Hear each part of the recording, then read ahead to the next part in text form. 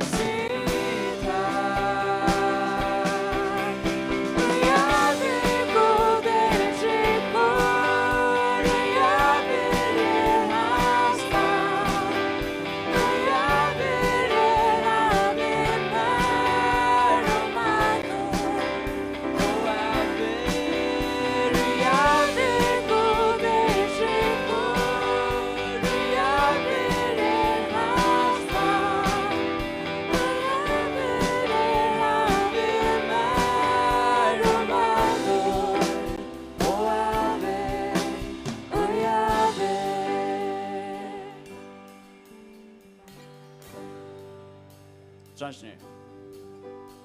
Hans nøye vær javer. Hans nøye vær javer. Hans nøye vær javer. Hans nøye vær javer. Hans nøye vær javer. Hans nøye vær javer. Hans nøye vær javer. Hans nøye vær javer.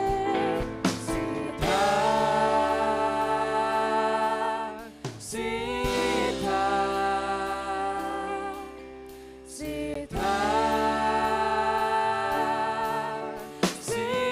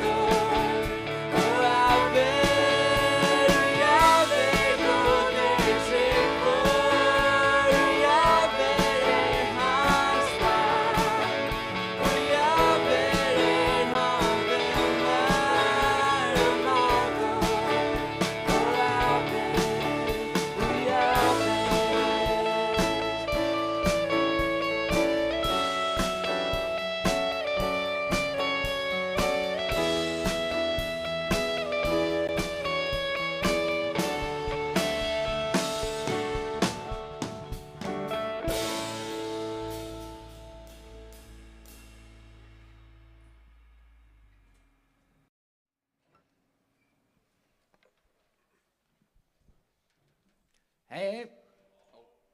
Hej. Välkomna Samfelagsstevnan. 2024. Ungdómsmøti. Hon är igång hela vikskiftet men det och imorgon blir det så en ungdomsmöte om kvällen. Ja, det kan börja med att läsa ämne dessa stevna till inte men Kristus som är från Galatiabrevet 2:20 och i versen ständer krossfester vid Kristus och nu är det inte längre som lever. När Kristus lever i mer och livet som nu lever i hållningen lever i utrunne av sån Guds som älskar jag med och gav sig själva för mig. Du kommer få sån här ågamärsor och faltare till resten av ställen i ingångsna. Gärna tacka här utslätt allt här. Ja, och så är det möte. Jag får begynna med att säga, klarar jag slätt. Det är också det som en basslapp som vi sett där snackar roll. Ja, bra. Ja, det var två löter. I fyra löter så är det Sintja och så kommer Jógvan Jacoben att ha en taltlock och så resten att kunde höra. Ta jag satt när det börjar. Svara där Ja, jag gör det. English translation is also available. It is in back there and you can get a little earpiece At the table sound back there, yeah. and tape computer at the back. So that's good. Eisne, så bønarum og til at han fyrer dutsen her. Så det er smølet. Og så får jeg legge løten i herrens senter. Jeg går godt her i bry om at tror vi og her er løt her at til tusen for å tale i kveld her og at jeg bryr meg her at du åpner okker gjørs her til en kunnskap her. Jeg håper at vi skiljer til som er fremme i det her om det er noen inni her som ikke kjenner til her at du åpner hjertet til honom her og hjelper honom ved suttjak for han er her i tunne igjen. Det blir jo meg tunne dør banan her. Amen.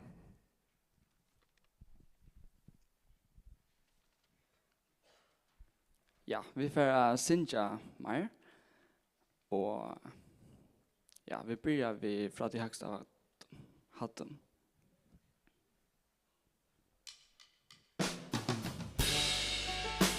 Och det är välkomna att resa dig.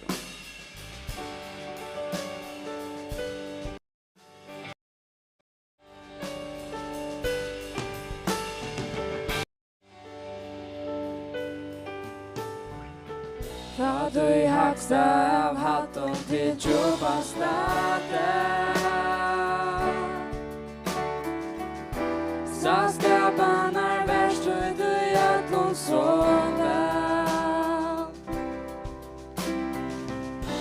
Fra lidryga heste til längande var. Förskatningar synger som nu gör. Ödlig syndjan, ofrätande, oskiljande. Du skadar strömmar när känner där andar vina. Som du väldig urgod. Allmåstor, otämjande, vi vandrar och knöfyret där och vi tillbegate. Som du väldig urgod. Vi måste till storlek förstår och sträv. Och jag ser som skynor en kavade. Solen som löv och mat jäver till och natten och mörker inte täcka. Örnar skilja och fätande och skiljande. Du skapar strömmar när känner där andar vina. Som du väldig urgod. Allmåstor, otämjande, vi fattar knöfyret där och vi tillbegate. Som du väldig urgod. Okännande, oskiljande. Du skapar strömmar när känner där andar vina. Som du väldig urgod. Allmåstor, otämjande. Du sarsar hjärtan när du vill tillbegate. Som du väldig urgod. Som du väldig urgod.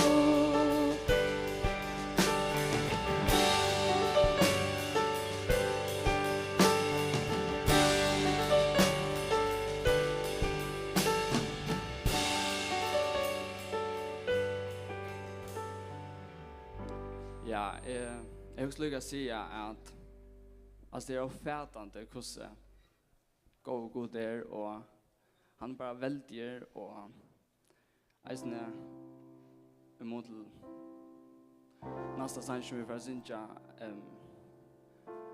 alltså bara hur god och Jesus är ochar vån och det kanske måste inte att han ska vara och att jag och du skulle göra allt land och bara tillbe han i Los Angeles och ja. Det var inte jag men Kristus som är det är Kristus som gör oss styrke och det är han som helst oss livet och gör oss liv. Han är min glädje, rättvis och fri, min kärlek. Ja.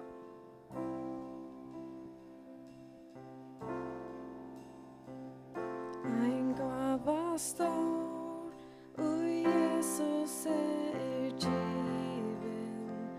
Ta himmel gav det största givet.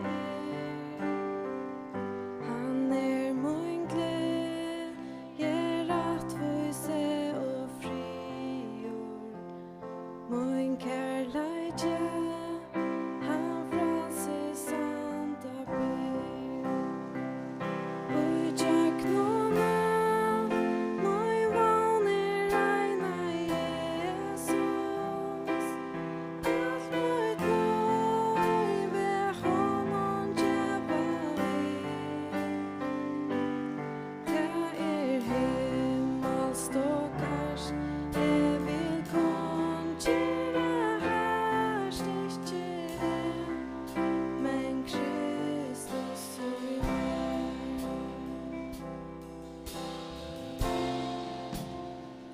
Ta nåtten virker skal jeg ikke øftast.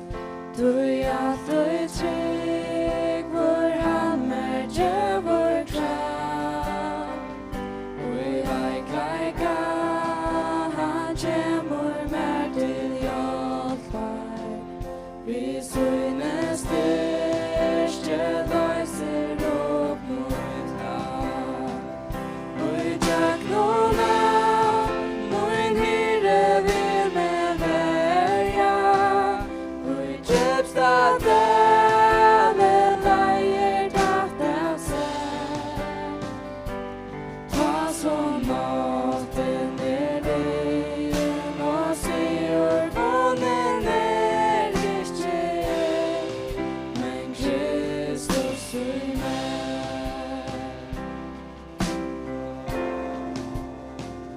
Efter steg ta lakna vid Maria. Og I framtøy bjørst, tøy brøysor kalden leg. Vi gode søgn og skoldar braves trika. Han bejan vann ur grømmer sier ber. Og I tjøkken natt, når synder fire giver. Jesus nu og alt du min vår.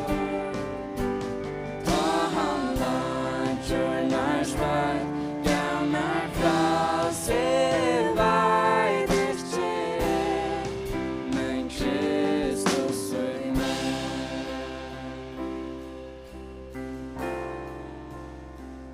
Vi må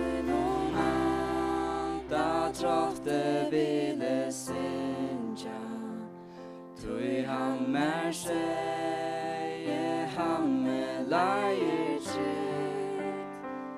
Og kvann ein dag, han tjekk hvor vil meg fria. Heim til stegen, han høver ber. Og I tjekk nåna, moin våner eina Jesus. Atlar ræver rona han fær. Ta så skal jeg rom, jeg kom med annan ikke, men Kristus I meg.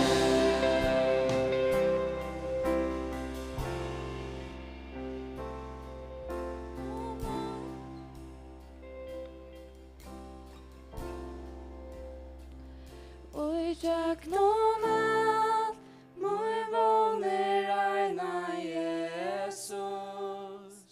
Atlar ræver rona han fær. Ta så skal jeg rona, jeg kom med annan ikke, men Kristus I meg.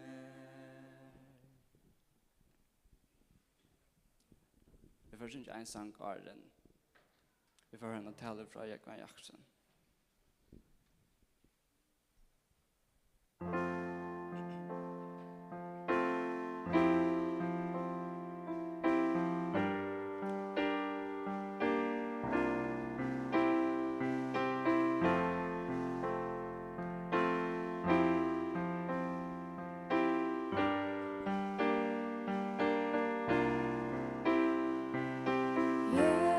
Jesus, mein Glädje.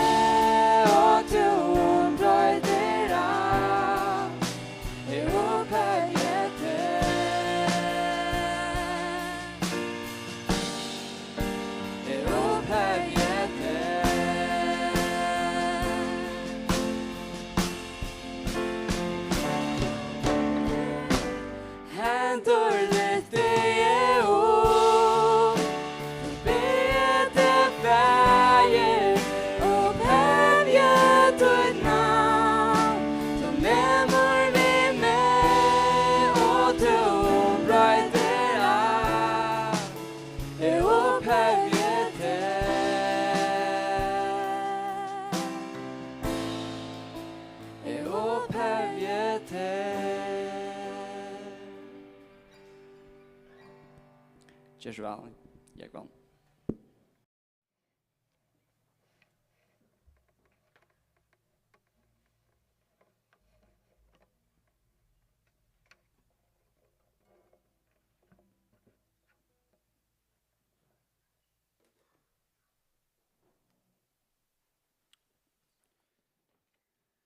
Hej dit.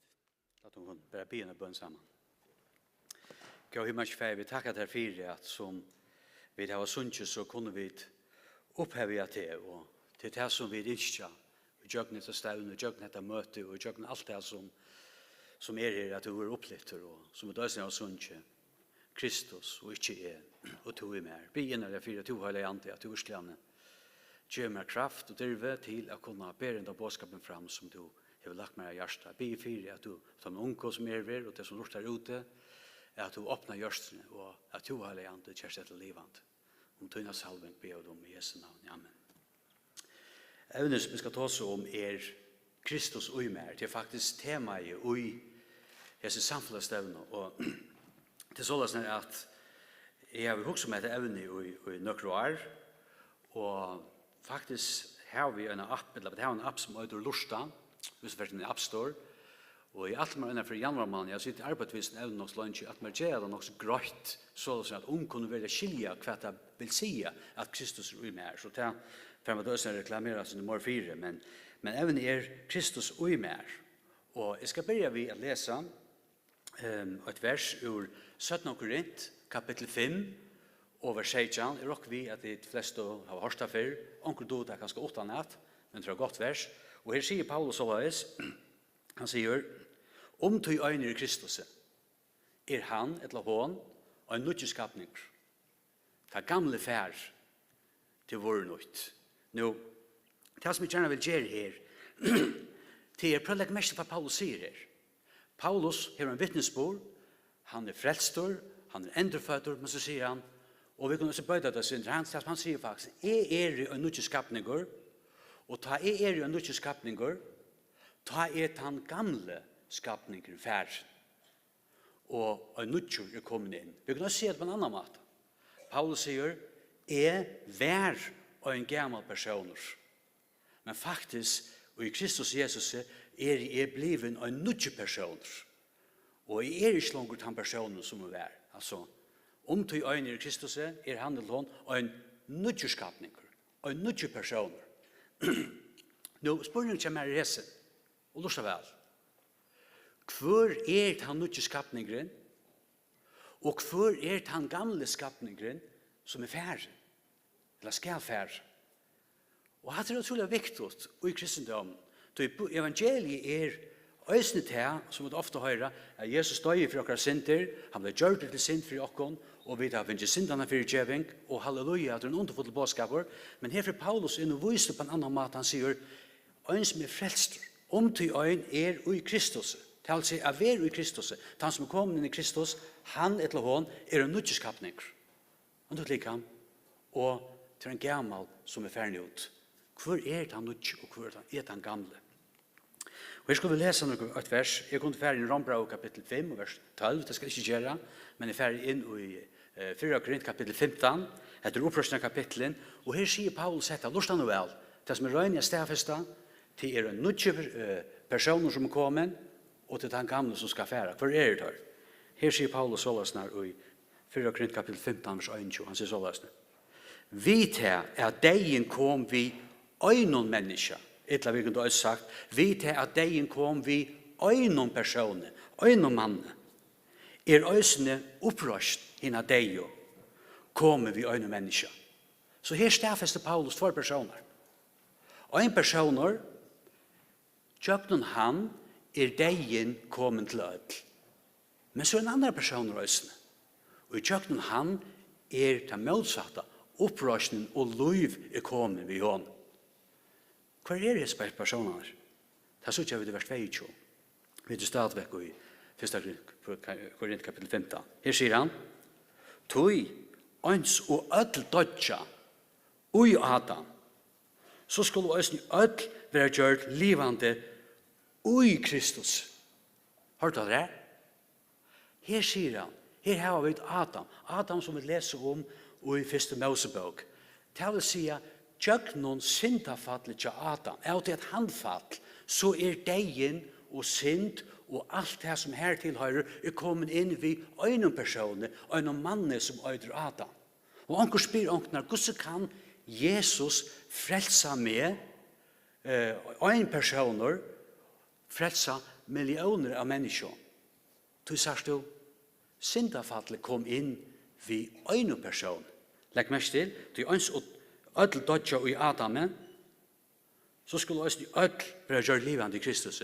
Ødel i hesum føron være gjør livande i Kristus, og de som han skriver til de høylevo i Korint, til de frelste, til de endefødte, til de som endefødt. Så her synes jeg vi tydelig grønt at synden og deien kommet ved Adam, ved ødel synder i jøkken han, tog vi, i en forstand vi født, så vi født i Adam, men så sier han også her, men så da skulle også ødel være gjort livande i Kristus, det vil si at livet kommer i jøkken Kristus.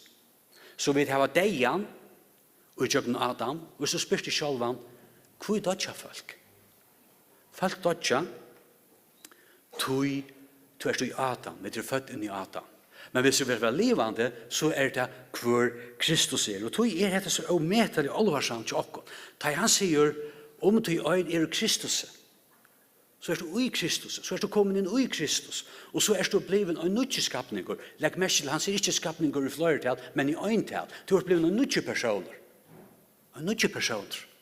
Og det akkurat hatt som og den nødje personen Herren Jesus Kristus. Og hadde året her av i Kristus, det kommer cirka 170 for 4 og i Nødja testamentet.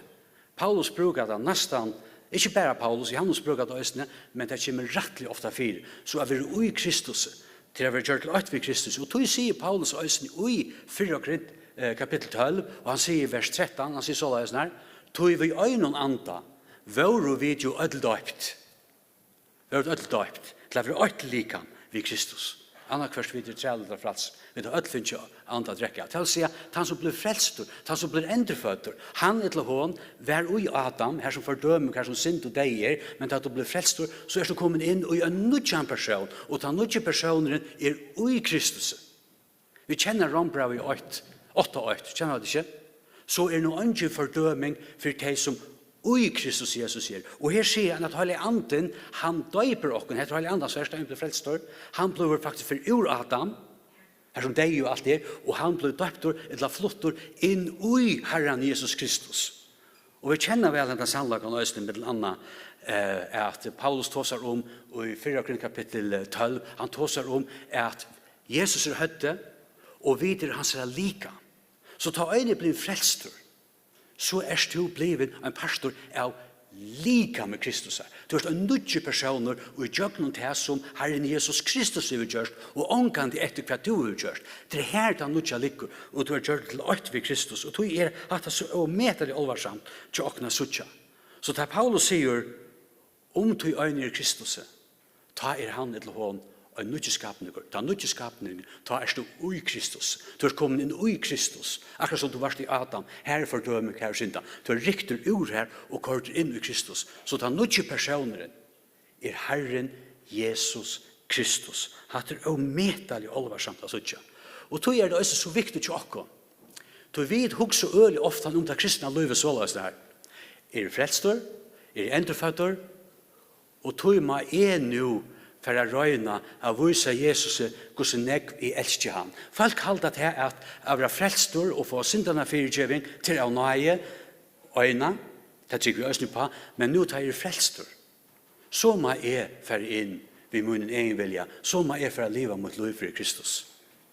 Men Paulus sa det ikke på andre måten. Filipperbrev er et øyentjur er godt brev av dotan. Filipperbrev vers, et øyentjur er godt vers av dotan. Her sier Paulus såleis, legg meg ikke han sier det.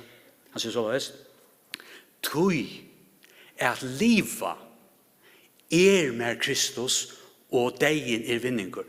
Legg meg ikke hva Paulus ikke sier. Paulus sier ikke, tui at liva for meg nå at liva mot liv fyre Kristus.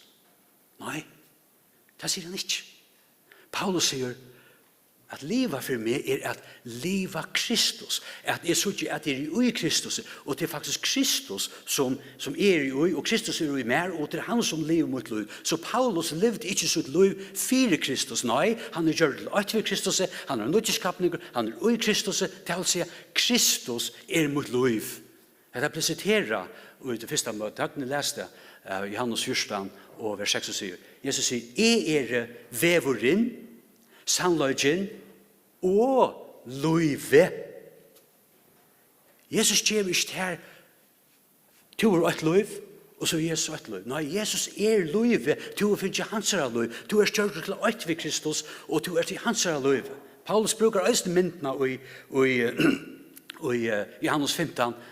Jeg i sanna vintreie, tid og grøynene. Nå, vi får ikke være garstner for å vite det Hvis du har et tre, jeg har flere tre åtta for tjokken i havnen. Hvis du hikker etter en tre i her point, og så hikker etter grøynen, så varst du at grøynen livande, tog at hun bonden ui tre. Alt det som tre, som grøynen få, til jeg fer opptjøkken måltene, opptjøkken opp ui grøynen. Det alt. Kuppa du grøynen av, så kanst du køyre den i vatten. Så lever den sin lang, men tar den langt via dødja. Hatt mynden som Paulus brukar. Han brukar mynden og lukar så vel at du du frelst, du nødskapninger, så du hans lika. Jesus høyt. Nå, jeg har et høyt her, og jeg har lika. Nå, jeg selv var lærer, jeg underviser som lærer ved løyfrøye, men jeg omgang kunne sagt ved nærming, da man skal fære inn i løyfrøye, så kunne vi ikke fære, så må vi skilja lika med sånt, men jeg omgang sagt ved nærming, vi får begynne ved høyt nå. Og to sier bare, to litt per nere, kan jeg lukke seg høyt i avgjørelse der, så vil ikke så det spennende det bo i, det kan man ikke døyre. No? Men sannolikt han at høyt, alle avgjørende som vil ha tikkene, vil fra høyt noen og nye, til en ånd. Det vil si, hvis jeg er noe ferdig Ivor, og jeg går med Elin, hvis jeg kommer slå Elin, slår han sånn her, det er ungan Gjørs forresten, så sier han, og politiet kommer, så sier, du slier han. Nei, det er ikke, jeg høyt. Det var hånden som sleit. Skjønner du? Alt det som hentan hånden gjør, det høyde som avgjør. Og så nekvar du ut ved Kristus. Det er altså Kristus høyde, og nervebanene som ganger ned her på en ut og i likam som vi gjør så som vi gjør her, det er rettelig fantastisk. På samme måte Jesus høyde. Du er ut ved Kristus. Det er altså det høyde som skal styre, og det er det som skal bestemme. Du er kjørt ut ved Kristus, akkurat som grøynene. Det er jo metelig viktig. Og tog sier Paulus, tog at livet mer Kristus. Paulus ser ikke som om at lever mot lov fire Kristus. Det er humbug. Du er alt ved Kristus. Du skal leve Kristus. Og det er det som så metelig alvarsamt ved kristendom. Og det er en sannløyde som vi må høre møyre om. Og Satan, han færer oss ofte ned ved flatsen. Det så veikur, det så vannet, så selger. Ja, men kjære vinner av grøyn. Først snakker vi grøynene. Vi kunne ikke snakke om forskjellige av grøynene. Grøynene står her på en, og sier vi igjen, så veik, jeg klarer ikke å kjøpe avvokst. Hva sier du ved en grøyn? Sier du grøynene at det er sammen? Hva skal grøynen gjøre? Hun skal halda seg til treg. Til vattnet og fotosyntesen og alt det hender i jobben træet. Og det her kraften. Så Jesus gjør ikke her. Jesus her, og to her, og Jesus gjør det kraft. Den er heldig ikke at ta en grøn, et tre, og skjære grønene og sier, og grønene litt her iver, og grønene sier vi treet, kan så gjøre meg kraft? Kraften er å være uttrene, å være bundet til. Og det er hva kristendommen er. Kristendommen er ikke at Jesus er forstander i himmelen og er her, så man er røyne tjene han. Nei, du har gjort til øyne ved Kristus. Du har ui hånd. Om til øyne Kristus er han en sånn nødgjeskapning. Du har døpt i hele andan inn i Kristus, for jeg vil hans være lika. Det er det som Bibelen tar seg om, og at det er andans versk som er i okken. Og tog legger øyne mest til. Jesus sier at øyne. Du skal ikke lese Bibelen for skjøtt. Legg mest til, hette point er Jesus for det krossen. Hette talan som Jesus hever i Johannes 13 og til vi 16. Her tåser han om hvordan det kristne løyve nå for å være da han får hjem til ferie. Og da sier han sålesnær i Johannes 14 og vers 12. Og prøv å lusta vel etter disse versene her. Her sier Paulus, Jesus, han sier således, sannliga, sannliga, sier jeg til. Tann og tror av meg, altså han som avhaldende tror og lyder av meg, skal øsne gjøre til versk og jeg gjør, og han skal gjøre større enn hese til jeg ferdig feir. Nå er det ikke det sørste setningen først. Ta jeg ferdig feiren, ta deier og ta rysel oppatter, ta for nekken henta. Det kan ikke hende enn, før en frelseverst er fullkomlig og fullkjørst, jeg lever fullkomlig liv, og deier og rysel oppatter, men ta deier og rysel oppatter, så for henta, tann og tror av meg skal øsne gjøre til versk og jeg gjør. Hvor gjør versene? Jesus gjør versene. Det er ikke du som skal gjøre versene for Jesus. Nei. Tann og tror av meg skal øsne gjøre til versk og jeg gjør.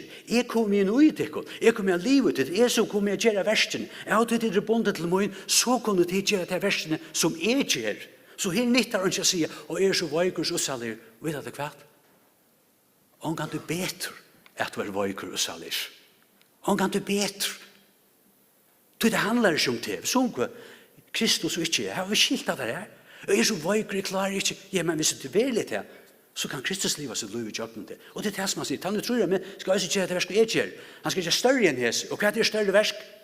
Er det ikke større undertekjen enn Jesus gjør det? Nei, lærersvennen gjør det ikke undertekjen større enn det som Jesus gjør det. For det er så opp, og folk blir grøtt, det største tekjen er hver mitt til annet, det er Peter stender og taler, han er filtret av Guds heilige anda, Kristus er ui honom, og virkar i jøkken, og han prætikar evangeliet, og tror til seg alle blir frelst. Først ut til 20. kapittel, her er det Cornelius, han prætkar evangeliet, Kristus fyrir ut i jøkken han, og heilig ande fatla ødle. Hatt er det store versen som han her tåsar om. Sars du? Hatt er så metal over sånn. Hva var det Paulus sier? Vi Filipper blant 8:1. To jeg liva mer Kristus. Liv ikke fire Kristus. Liv Kristus. Kristus livet sitt liv ui mer. Til øyt vi han. Akkurat som træet for kraften, grønene har fått træet grønene har fått kraften fra træene, på samme måte for øysene få tid mye kraft og på andre måter. Men legg mest til, Paulus sier 8:3 øyne, så kan han si, Jógvan, at det var underfullt. Hvor sier vi ikke mer av oss nær? Paulus sier 8:3, legg mest til, til jeg livet mer Kristus. Og hva sier han så? Og degen vinning. Hørte du? Hvis du skal leve Kristus, så må degen være vinning. Så må det være at du dørst, at du først ut på ilaten, at hva du klarer og hva du megner, derfor ut og tunner kraft. Hvis du skal leve et liv, hvis Kristus skal leve sitt liv i tjøkken til, så må du først færre av en. Hørte du? Så måste du finna. Det är inte så som Jesus säger, Jógvan. Jag lever 30% och du lever 30%. Nej, jag vill leva 100% i jøgnen til liv. Og han som kan stande veien for at jeg kan oppenberes ut her og på den måten til hvis du vil leve tukt egna liv. Og du sier han degen vinning. Og legg mest til hva Jesus sier. Lærersvøynene tar skilt ut etter trygg vi for en etter kvidsson. Jesus sier så i Lukas kapittel 9. og vers 23. Hør hva han sier her på et? Han sier sånn her, vi lærersvennerne, og han sier vi åkken øll som sitter inne her. Og han sier, altså Jesus, vi atler, vil onkur koma atana mer, ma hon illa han, nokta seg sjálvan, og dagliga tak opp krossen. Vi kan også lese det på enda vil onkur koma atana mer, ma hon illa han, dagliga nokta seg sjálvan, og dagliga tak opp krossen. Det han vil. Kvui? Du kan velja om du lever tutt liv i egnar styrke, du er kraft, og særlig hvis du sier, jeg klarer ikke, du ikke. Ja, men så lever Kristus ikke. Du måste jo honom, du måste avnokta til sjálva, du måste rokna til som deian, og til det som er så alvarsamt. Og du sier Paulus øysene, det som er temaet i samfelagsmøtene, Kristus ui mer, jeg kan lata bara 2:20. Jeg skal bare takka fyrir helt. Hva sier Paulus her? Hette deg. Jeg krossfestur vid Kristus. Ta Jesus døde av Golgata krosset. Det var ikke bare Jesus som døde av Golgata krosset. Vi døde jo vi honom. Krossfester vid Kristus. Nå det langer som liv.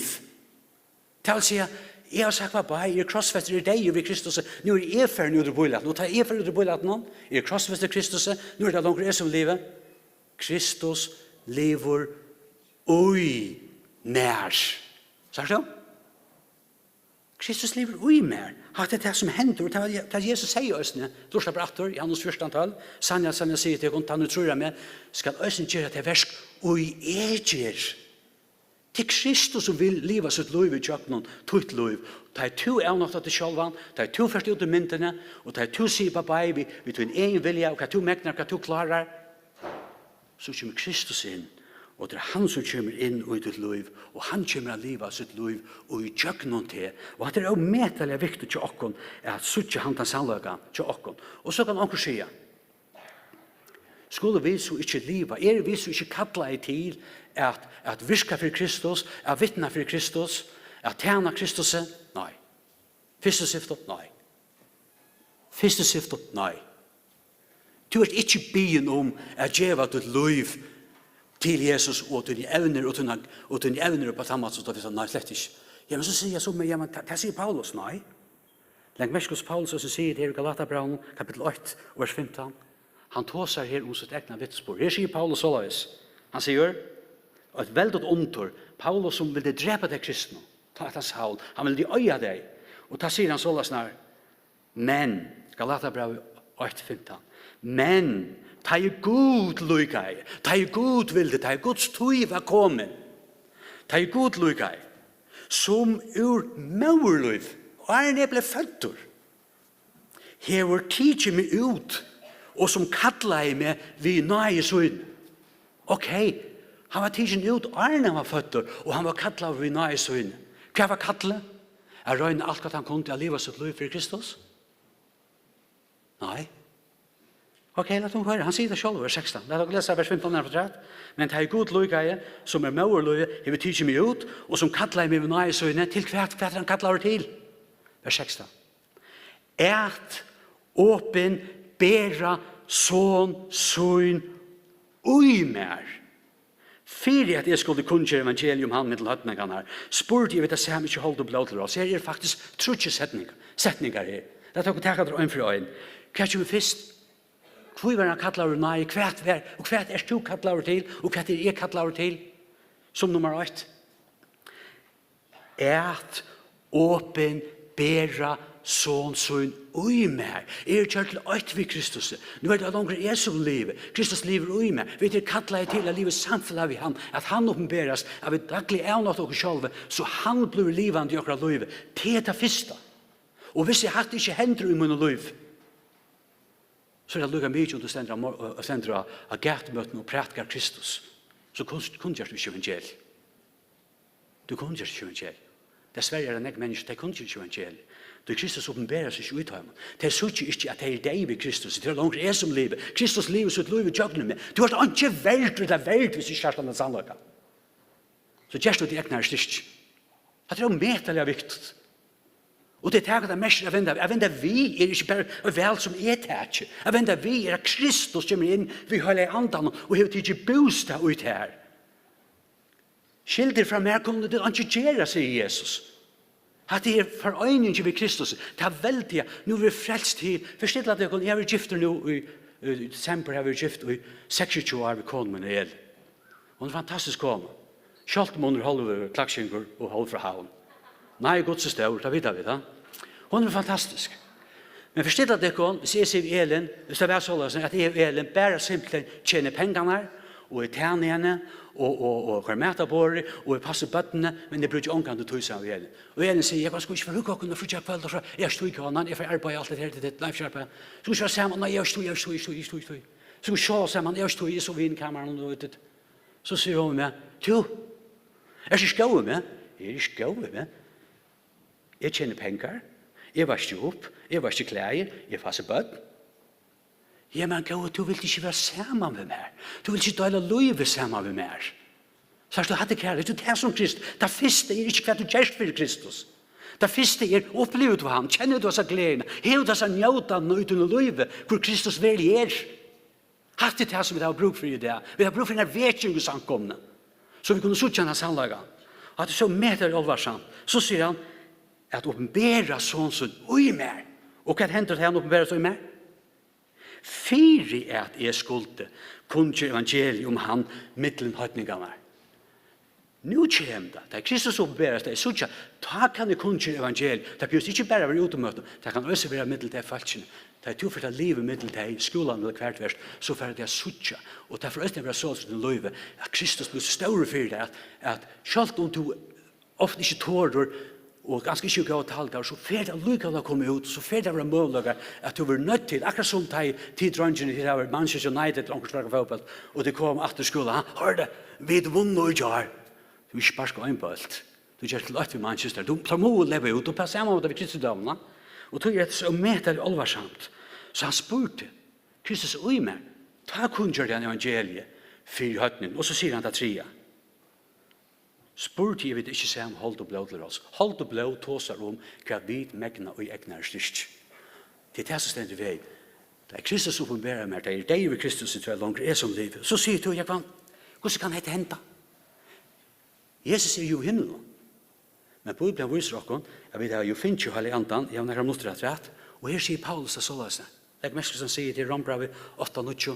Han er tåse om, fra Rombrevet 8, fra 5 og til vi 8, han er tåse om de som ikke er tryggvande, de som lever til holden, og de som lever til andan.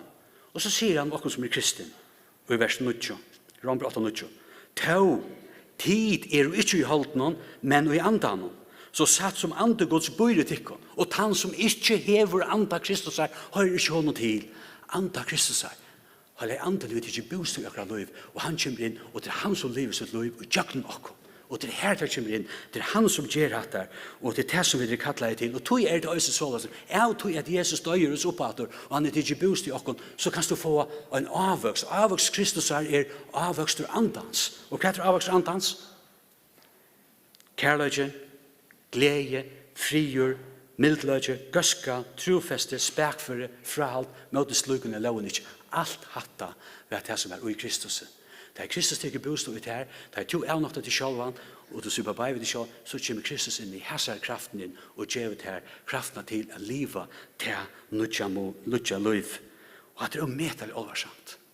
Og tog er det øysen. Vi sier ofte at Paulus var en fantastisk mav. Nei.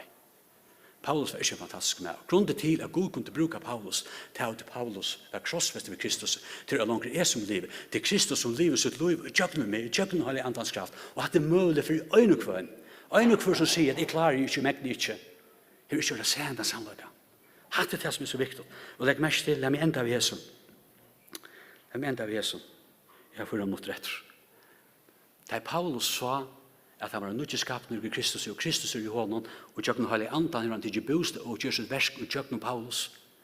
Da Paulus, vi leser Rombrevet 8, at han ville gjerne møte dem i Rom. Han har ikke sett dem, han ville gjerne møte dem. Men i Rombrevet kapittel 15, vers 28, her sier Paulus sånn, han sier, ta jeg til å ha fullført dette, og lagt hendene avvokst i hendene tørre, så sier han med det i Rom, atle heiane, er ferdig til Spanien, og det er vært i Spanien, og så ber vi til å komme for å bo i Tjatikkon.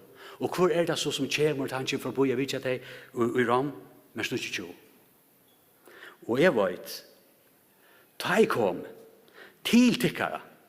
Skal komma vi signing Kristusar ui fullmål. Sagt du? Kom vi signing Kristusar i fullmål. Det til Paulus og selv arbeidet opp? Nei, det i fullmål. Han Kristus ui seg. Og tog det, da kristna livet et fralse. Fralse jeg vil ikke livet til holden, ikke livet til egen vilja, men jeg vil leve Kristus. At han åpenberer seg for oss, og vi suttje hans glede, og suttje hans njøtan, og vet det kvært, da du ber suttje hans sannlagan, så blir det større og større og større og større, og ta vi du setter i fralse. Og ta til mengan Satan sier med, jeg kan tog så vanlig og så ussalig. Halleluja, pura sanna Satan. Det handler ikke om meg. Det handler om Kristus. Det han som kan leva sitt liv, og gjøre mot liv, og hatt det som det har bruk for. Jeg sint i en tid, men da vi har fengt av sallagen, så legger jeg mest langt den her, hva skatt? Jeg har glemt, nå det at den gamle Jógvan som røyner til Anna Kristus. Jeg har glemt at daglig at jeg har nok meg selv. Jeg har glemt at råkne meg som deg, at det Kristus som har levet sitt liv. Men vet du hvert? Skal enda av Jesus. Jeg er ikke for nekfalt at dame og øst øyelig vel etter her. At Jesus døde til Golgata krosset for mine synder. Det damer det så vel. Han døy, hvis jeg bare hei kunna, hvis jeg bare vilte, og hvis jeg bare hei kunna. Men du kan skære videre.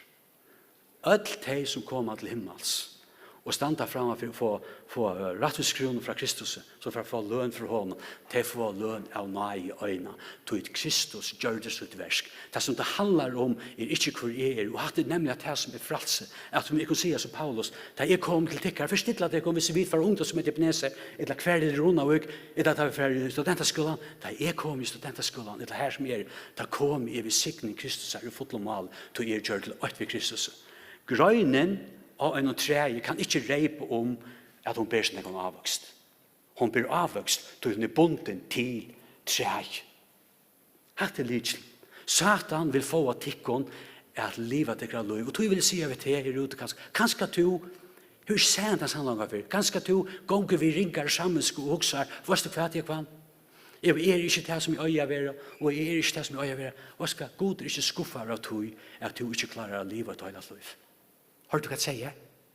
Kristus ikke skuffet av at du ikke klarer at livet et øyla liv.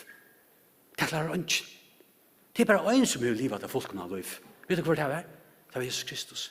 Herren sier, når kommer han til hon her til, at jeg vil ikke heve henne av liv. Jeg vil at hon til han skal suttje, at det handler ikke om henne. Det handler om at jeg er så selv, og så for Kristus er virkelig gjøkken okken, og så for God øyne at gjør okken, imiske gaver og imiske evner, ødt skulle ikke tale, ødt skulle ikke gjøre det, men ta i det som åpenberes, ta kan signing Kristus er ferdig ut, så det er ikke spørninger om du kan gjøre bibelskole, ikke kan gjøre bibelskole, men spørninger er nok at du til sjølven, daglig uten å løyve, så kan ha det antans kraft, gjøre hatt uten å løyve.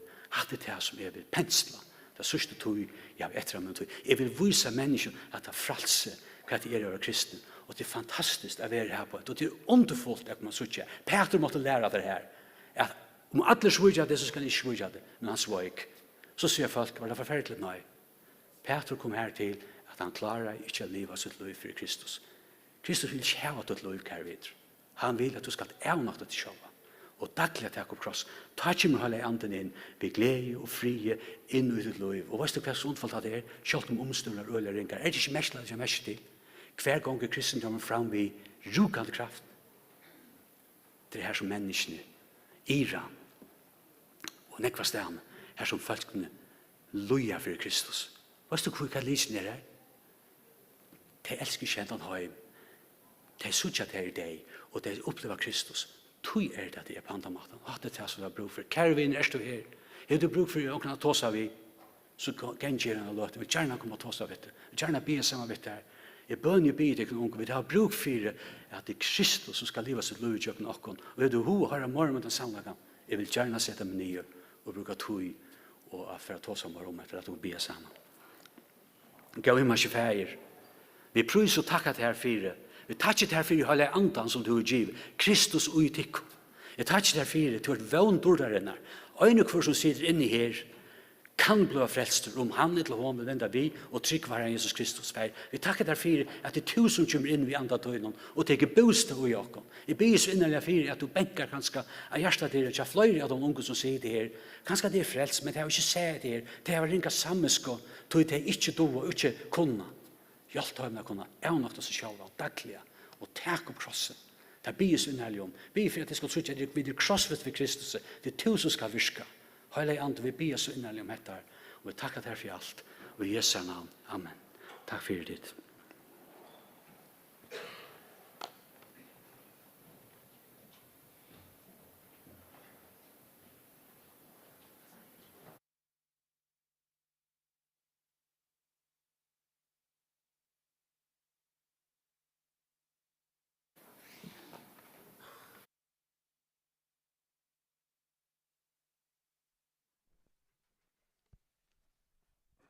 Hej.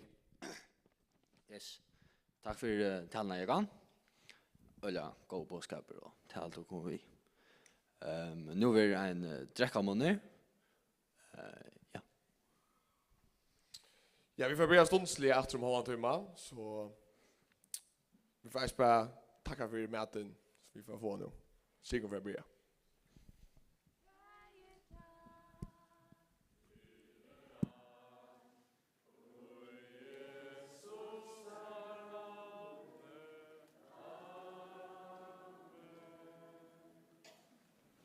Ja, skra för resten av stövnet kommer här.